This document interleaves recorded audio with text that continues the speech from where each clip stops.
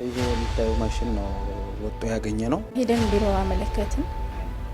ንብረታቸው ከሌለ በምን መልኩ ወጣ የሚል በጣም መጥፎ ስሜት ነበረው።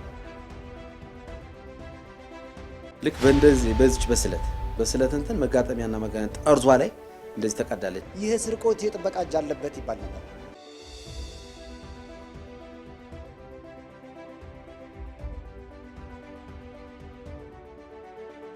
ቀጥታ ከውስጥ ተነስቶ ነው መጥቶ በውስጥ በኩል ቁልፉን የከፈተው ማለት ነው።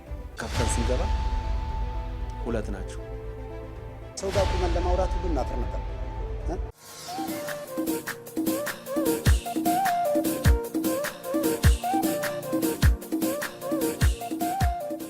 በአካል የተመለከቷትም ሆነ በሚዲያዎች የሚያውቋት ተፈጥሮ በለገሰቻት መልክዓ ምድርና ውበት እየተደመሙ ውቢቷ የጣና ዳር ፈርጧ በማለት ሲያሞካሿት ይደመጣሉ። ይቺ ብርቅዬና ድንቅ ከተማ አሁን ደግሞ እንደ ሀገር ኢትዮጵያ በያዘችው የእድገት ጎዳና እየተራመደች በኮሪደር ልማት ድብቅ የተፈጥሮ ሀብቷን ገሃድ በማውጣት በውበት ላይ ውበት ጨምራ እንግዶቿንና የሩቅ ተመልካቾቿን ቀርቶ ነዋሪዎቿን ጭምር ዕለት በዕለት በውበቷ እያማለለች በሰላሟ እየማረከች ሁሌም የማትጠገብ ከተማ መሆን ከጀመረች ሰንበትበት ብላለች። ባህር ዳር ከተማ የመረጡሽ ከሮማ ውድነሽ አንቺ የኛ ባህር ዳር ከተማ ውድነሽ አንቺ የኛ ባህር ዳር ከተማ። ባህር ዳርን እግር ጥሎት የተመለከተ ሁሉ ለመኖርና ለመስራት የማይመኛት የለም ቢባል መቼም ማካበድ አይሆንም። ከማራኪ ውበቷ ባሻገር ደግሞ ተመራጭነቷን ይበልጥ እንዲጨምር ነዋሪዎቿ ከከተማዋ ፖሊስና ሌሎች የጸጥታ ኃይሎች ጋር በጋራ በመቀናጀት ቀን ከሌሊት ሰላምን የማስከበር ስራ በትኩረት እየሰሩ ወዳጅ እንግዶቿ የሰላምን አየር እንዲተነፍሱ በማድረግ ላይ ይገኛሉ። በቅድመ ወንጀል መከላከል ስራ ቢሆንም ከስንዴ ውስጥ እንክርዳድ አይጠፋምና አልፎ አልፎ ለሰላሟ እንቅፋት የሚሆኑ ወንጀሎች ቢፈጸሙም ነዋሪዎቿ ከፖሊስ ጋር በማበር ተጠርጣሪዎችን ሕግ ፊት በማቅረብና በማረብ በኩል ለከተማቸው ወደር የለሽ የሰላም ዘብ ናቸው። ለዚህ ተግባራቸው ደግሞ በተደራጀ መልኩ ስርቆት ሲፈጽሙ የነበሩ ተጠርጣሪዎችን እጅ ከፍንጅ በመያዝ በቅርቡ በፍርድ ቤት የቅጣት ውሳኔ አሰጥተዋል። በዛሬው ዝግጅታችን ይህንኑ ተግባራቸውን ወደ እናንተ እናደርሳለን። አብራችሁን ቆዩ።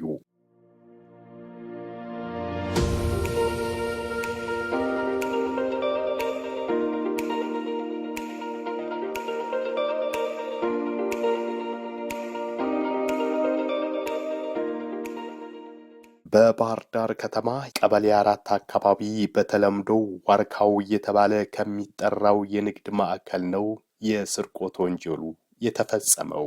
ዋርካው የንግድ ማዕከል ከ1500 በላይ ነጋዴዎች ተሰብስበው በጋራ የንግድ ስራቸውን የሚያጧጡፉበት ስፍራ ይሁን እንጂ በገና በዓል ወቅት የተፈጸመው ስርቆት ነጋዴዎችን ያስደነገጠ ድርጊት ነበር።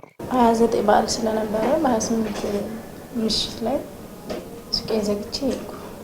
ከዛ በ29ም አልገባም ማለት እና በ30 በጧት ነበር የመጣው። ስመጣ ማዕቃ የለም፣ ማሽን ገበር ምናምን ካውያ ሄደን ቢሮ አመለከትን።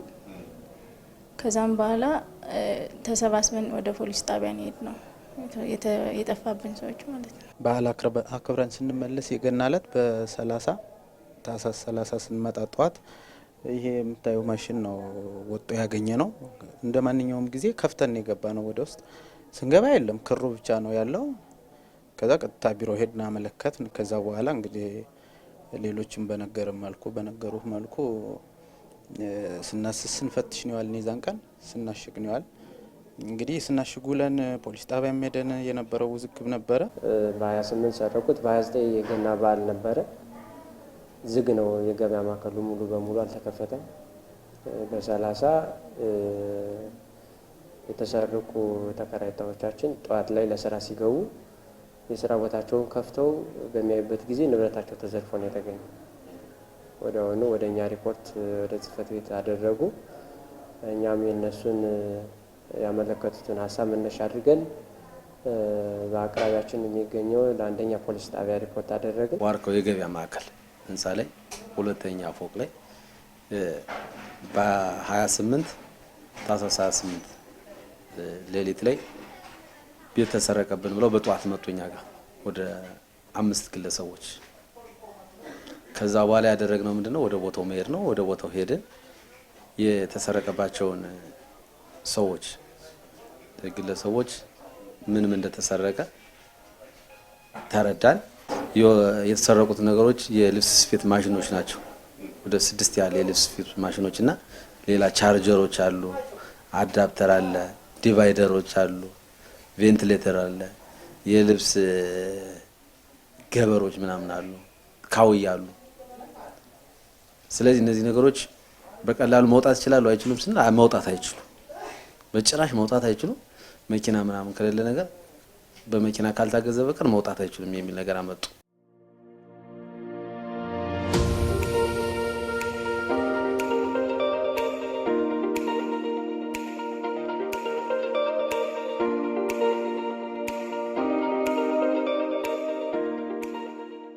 ያልተከፈቱበት በርካታ ሱቆች ነበሩ። እነሱ ላይ ፍተሻ አደረግን። አንዳንድ በቅርብ ያሉ ተከራይታዎች እንዲመጡ ያደረግን ፍተሻ አደረግን። በቅርብ ያልተገኙትን ግን ዝግ የነበሩ ሱቆችን አሽገናቸው ነው ያለው በ30 ማለት ነው። አሽገን ከሄድን በኋላ ከዛ ውጭ የሥራ ቀን ስለነበረ ቀኑ ሙሉ ክፍት ነው የነበረው። ገበያ ማዕከሉ ግብይት ሲፈጸምበት ነው ያለው።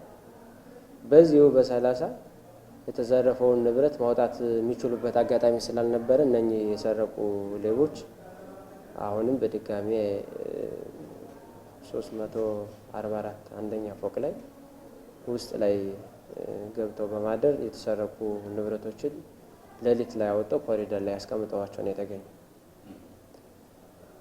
ጥበቃ ሰራተኞቻችን በተለየ መንገድ ክትትል እንዲያደርጉ የተለየ ስምር ይሰጠናቸው ነው የነበረው። ሌሊት 11 ሰዓት ከመሆኑ በፊት ሲከታተሉ ንብረቱን እዛ ውጭ ላይ አስቀምጠውት ነው የተገኘው። እሱን መነሻ አድርገን እነሱ ወዲያውኑ ሪፖርት አደረጉ ለጽህፈት ቤቱ። እኛም በጠዋቱ 12 ሰዓት ከመሆኑ በፊት ለፖሊስ ጣቢያ ሪፖርት አደረግን። እዛ ፖሊስ አባላቶች መጡ። ማን ሊሆን ይችላል ማለት ተጠራጠር። ለምን አንዷ ካውያ ቀርታለች። ካውያዋ ስለቀረች ለምን ተለይታ ትቀራለች? ከዛ በኋላ ሰራተኛው በሙሉ አልገባም። ባለሱቁ እሱ አልገባም።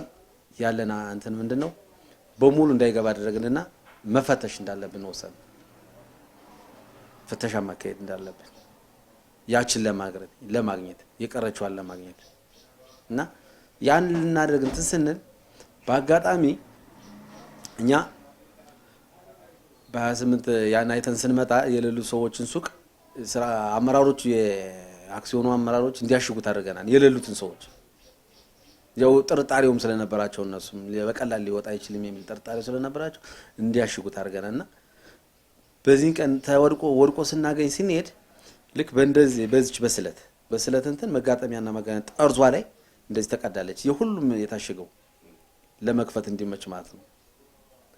ስለዚህ እኛ ወይ ጥበቃ ነው እንትን ያለው ይሄን የቀደደው ጥበቃ ነው ወይ አልመቸው ሲል ያወጣ የሚል ነገር ሐሳብ አመጣን። ጥበቃዎችን በጭራሽ እንትን አሉ። በጭራሽ እመኑን ማለት አመጡ። ከፖሊስም ሆነ ከህብረተሰቡ ከኛም ከአለቃዎቻችን የሚሰነዘር የነበረው ይሄ ስርቆት የጥበቃ እጅ አለበት ይባል ነበር።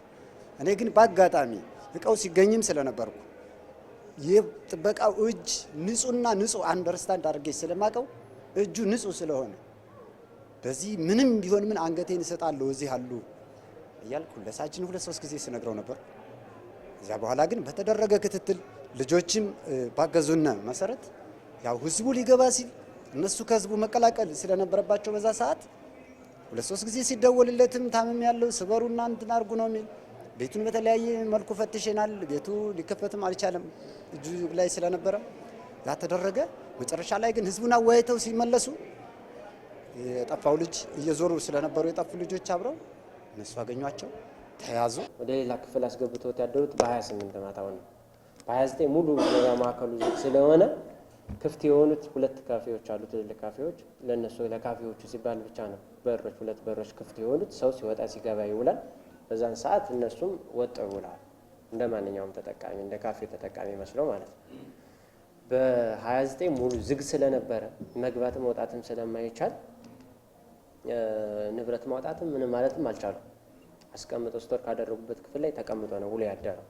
በ30 የገበያ ማዕከሉ ክፍት ሲሆን እንደ ማንኛውም ሰው ገቡ፣ ግብይት ውስጥ ነው ያሉት። ከዛ አደሩ። እኛ በ30 ሙሉ ቀን ስናሽግ ስለዋልነ ፍተሻ ስናደርግ ስለዋልነ እዛ ክፍል ላይ እንደሚገኝ እርግጠኞች ነበር። በአጋጣሚ ከለቢዎቹ ውስጥ አንደኛው የኛ ተከራይታ 344 ሱቅንና 101ን ሁለተኛ ፎቅ ላይ ህጋዊ ውል ይዞ ተከራይቶ እየሰራ ያለ ሰው። ስለዚህ ሁሉንም እየፈተሽን ስንሄድ እዛ ቤት ላይ ልናገኘው እንደምንችል እርግጠኛ ስለሆነ እሱ እንዳይባል ማንም የሰረቀው ሰው እንዳይገኝ ባለቤት እንዳይኖረው ለማድረግ ነው። እሱ ለሊት ገብተው ንብረቱን ያወጡ። እዛ ያለን አማራጭ ምንድነው? ሁሉም ሰራ የባለ ሱቅ ውጭ ላይ ነው ያለው፣ አልገባም። ከዛ አመራሮቹን ብቻ አስገባል፣ እነዚህ ልጆች አስገባል። ካስገባን በኋላ ምንድነው ያደረግነው? ያንዳንዷን ሱቅ ተንጠልጣይ ቁልፍ የሌለው 2 ቁልፍ ነው እንግዲህ። ሰረገላ ቁልፍ አለ ያው በዚህ የምትከፍተው። ተንጠልጣይ ቁልፍ ደግሞ የተወሰነው ደግሞ አለው። ተንጠልጣይ ቁልፍ የሌለውን ሰው ቁጥር መዝግቡልኝ አልኳቸው። አመራሮች ቁጥር መዝግቡልኝ አልኳቸው። እነሱንም መዘገቡ። ከዛ በኋላ ታች ነው ያለ ሰው ያንዳንዱ ሱቅ እናስገባለን። አንዳንድ ሰው ተንጠልጣይ ቁልፍ የሌለውን ማለት ነው ይመጣን፣ ያያን ይከፍትና ያያን እናሳያለን፣ ይሄዳል፣ ይወጣል። አሁንም ሌላውን እንጠራለን፣ ያሳየን፣ ይሄዳል። እንደዚህ ያደረግን የሁሉም ሰው ጨረስንና መጨረሻ ላይ የማን ቀረ? የአንደኛ ተከሳሽ እዚህ አሁን ሰልማን የሚባለው ልጅ የሱ ቀረ። ለሱ ሲደውልለት ሌላ ቦታ ነኝ አለ። ሌላ ሰው ሲደውልለት ይዞ አመራሮቹ ማለት ከዛ ከአመራሮቹ ሌላ ቦታ ነኝ አለ። ማግኘት አትችልም እንግዲህ ይሄን ሰው የሱ ቀረ። ከዛ ሌላ ጓደኛው የሚያውቀው ጓደኛ ሲደውልለት አሞኝ ነው እመጣለሁ አለው። መምጣት አልቻለም። ጠበቅ ነው ሰዓቱ ወደ 4 ሰዓት ምናምን ደርሷል። ያ ሁሉ ገበያተኛ አልከፈተም፣ እየተቸገረ ነው። ውጭ ላይ ነው ያለ ዘምዶ ተሰብስቦ። ስለዚህ ያለን አማራጭ ምንድነው? አንድ ሱቅ ብቻ ስለቀረን ያን ሱቅ በጥበቆችም ሌላም ሰው አድርገን ማስጠበቅ ወሰነ።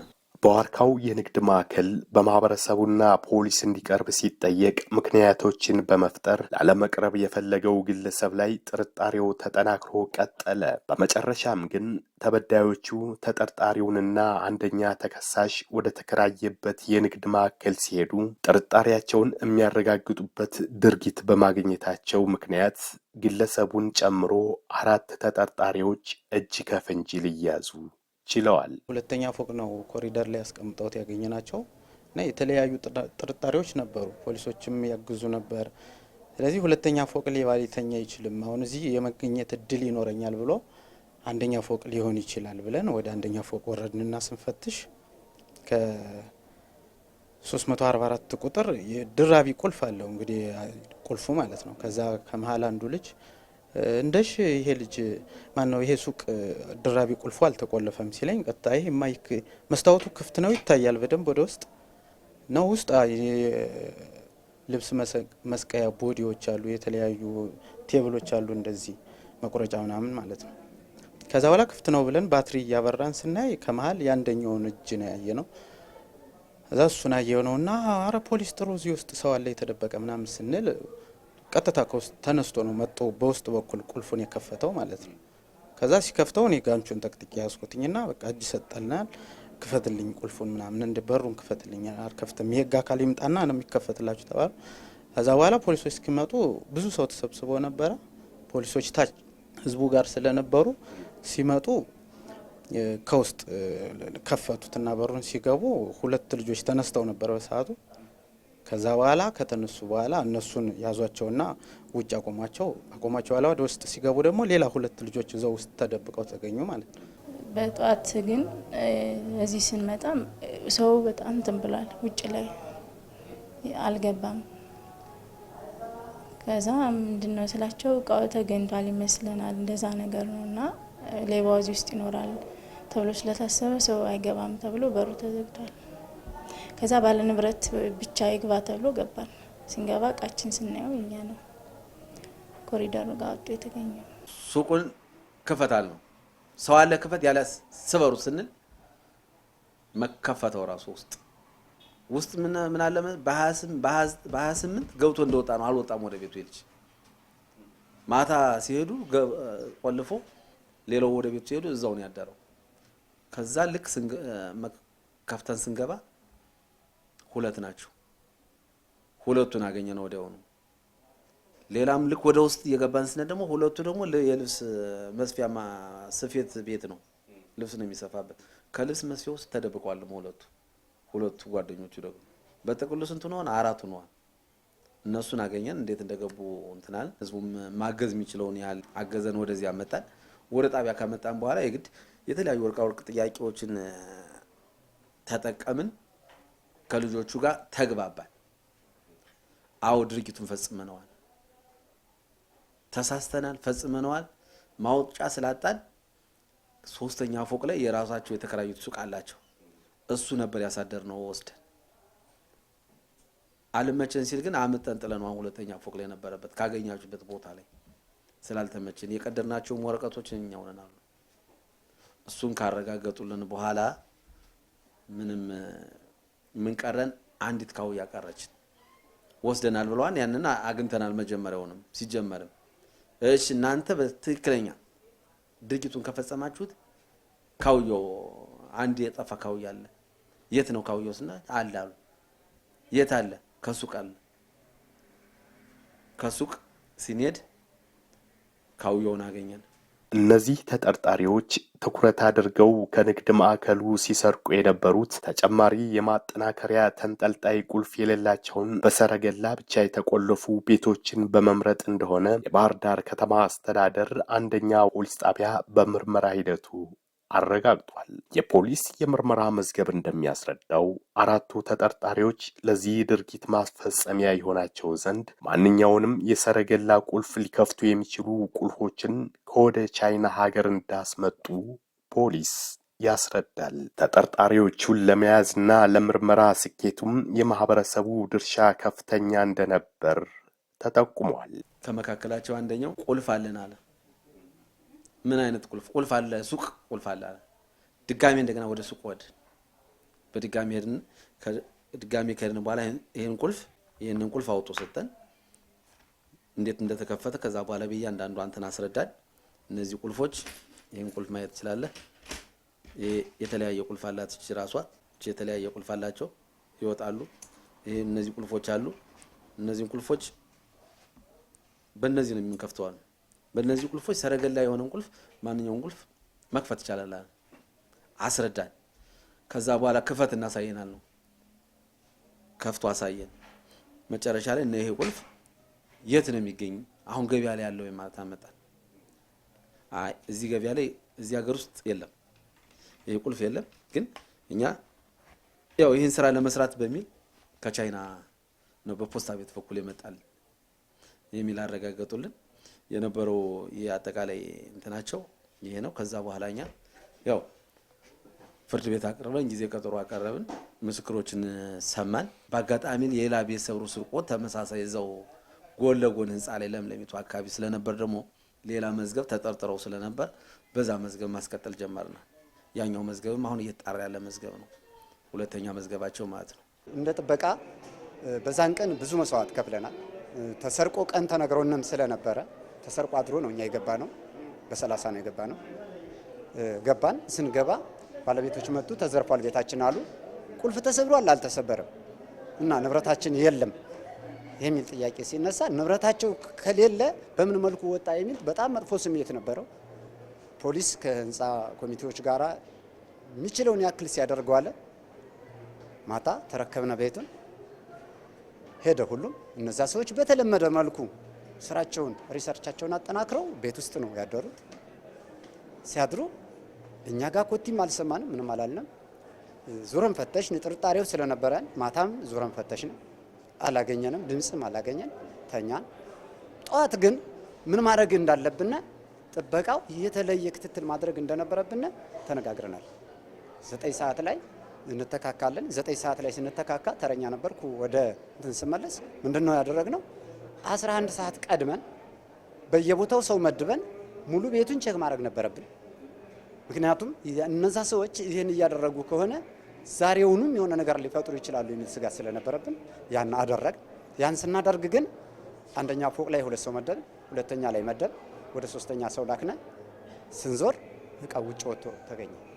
ጥበቃው ምንድነው እስከ 2 ሰዓት ባለው ሱቅ ሲሆን ሁሉ ነገር እንትን ይላሉ፣ ይዞራሉ፣ ምን ይላሉ፣ ሱቆችን በሮችን ያዘጋሉ።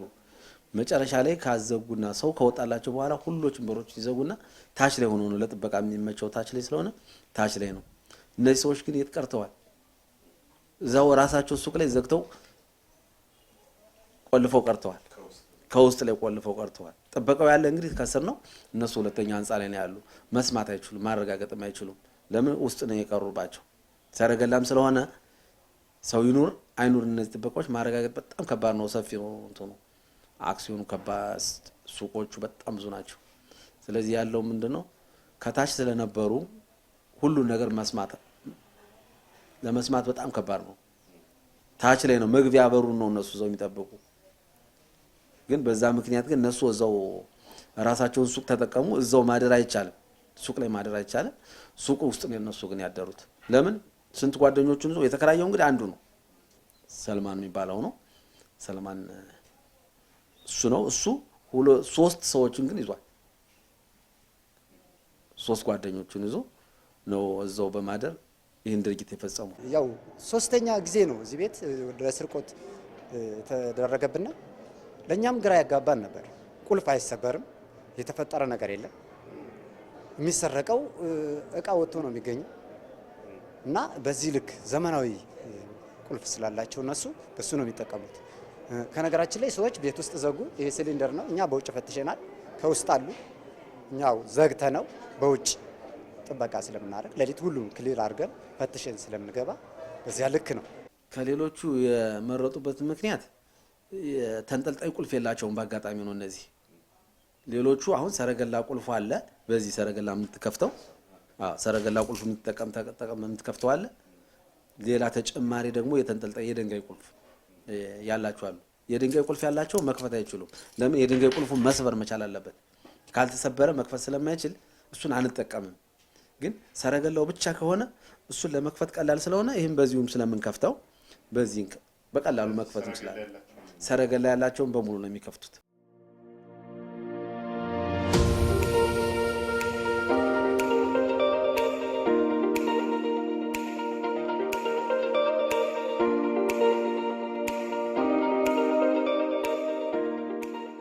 የባህር ዳር ከተማ አስተዳደር አንደኛ ዋና ፖሊስ ጣቢያ በተጠርጣሪዎቹ ላይ የምርመራ መዝገቡን በሰውና ልዩ ልዩ ማስረጃዎች በማጠናከር ጉዳዩ ለሚመለከተው የፍትህ አካል ልኳል።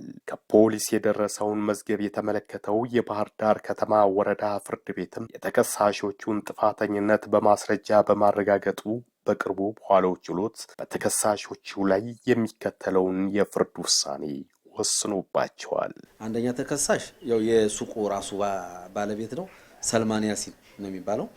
ሁለተኛ ተከሳሽ ሀቢብ መሐመድ ነው የሚባለው። ይህን ቁልፉን የሚለው የሚከፍተው እሱ ነው የሚከፍተው እሱ ነው። በይች ባለሙያ የተካነ እሱ ነው። እችን እየከፈተ ያንዳንዷን ሱቅም እንደዚህ የሚያሳየው እሱ ነው።